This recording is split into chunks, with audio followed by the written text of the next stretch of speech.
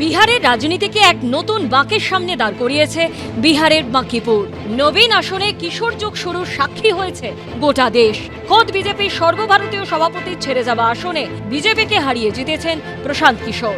31 বছর ধরে রাজধানী পাটনার বুকে থাকা এই আসন বিজেপির থেকে ছিনিয়ে নিয়েছেন প্রথমবার ভোটের ময়দানে নামা একদা ভোট কুশলী প্রশান্ত কিশোর। বিহারের এই উপনির্বাচনের ফলাফল নানা কারণে অত্যন্ত তাৎপর্যপূর্ণ।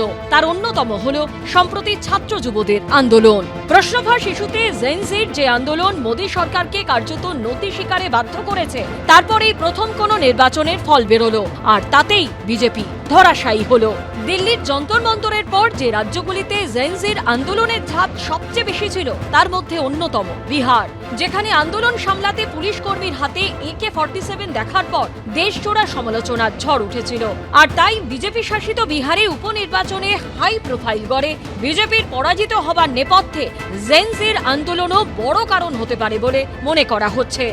भाजपा को उसके अहंकार ने हराया। अगर आप एक एग्जाम में फेल होते हैं और आप अपना रवैया न बदलें, पढ़ाई करने का तरीका न बदलें, तो ये आपके पास रिस्क है कि आप फाइनल एग्जाम भी हार सकते हैं। তাৎপর্যপূর্ণভাবে এই প্রেক্ষাপটে বৃহস্পতিবার জেনজি এবং জেন আলফার সঙ্গে আলাপচারিতায় অংশ নিতে চলেছেন RSS প্রধান মোহন ভাগবত, যেখানে অংশ নেবেন স্কুল কলেজের ছাত্রছাত্রীরা।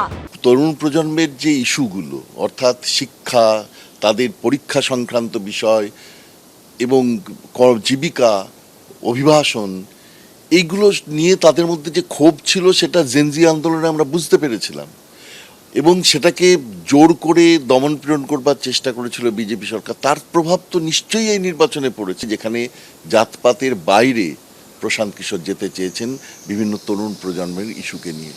জেনজির আন্দোলনের মুখে কেন্দ্রীয় শিক্ষামন্ত্রীর পদ থেকে ধর্মেন্দ্র প্রধানকে সরাতে বাধ্য হয়েছেন নরেন্দ্র মোদী। একের পর এক ভিডিও বার্তা দিতে হয়েছে তাকে। যাদের হাত ধরে এই আন্দোলনের শুরু, সেই ককরোচ জনতা পার্টির দাবি এই আন্দোলনই RSS কে বাধ্য করেছে তাদের কথা শুনতে।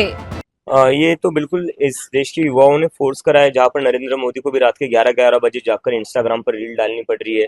अब मोहन भागवत का भी जेनजी से बात करने का मन कर रहा है।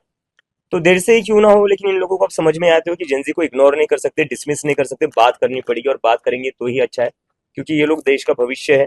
সংঘের যারা দায়িত্বে আছেন বা তার যারা মুখপাত্র আছেন তারা বলবেন, কিন্তু একটা কথা মনে রাখতে হবে, খনিকা কাব্যগ্রন্থে রবীন্দ্রনাথ ঠাকুর লিখেছিলেন সেই হাউইয়ের কথা, অর্থাৎ সেই তারাবাজির কথা, যে তারাবাজি কিনা বেশ কিছুক্ষণ উঠে গর্ব করে বলে যে দেখো আমি তারকার মুখে ছাই দিয়ে আসি, কিন্তু আসলে সেই ছাই সেই তারার পিছু পিছুই নিচে নেমে আসে। সুতরাং এইসব বড়াই করে লাভ নেই। বিভিন্ন সূত্রের বক্তব্য, 2029 সালে ভারতে 18 থেকে 32 বছর বয়সী ভোটারের সংখ্যা হবে দেশের মোট জনসংখ্যার প্রায় 25%। আর তাই এই ভোটাররা কিভাবে ভোট দেবে, কাকে দেবে, তার উপর অনেকাংশেই নির্ভর করবে ক্ষমতায় কে আসবে, কে যাবে। এবিপি আনন্দ। এবিপি আনন্দ, এগিয়ে থাকে, এগিয়ে রাখে।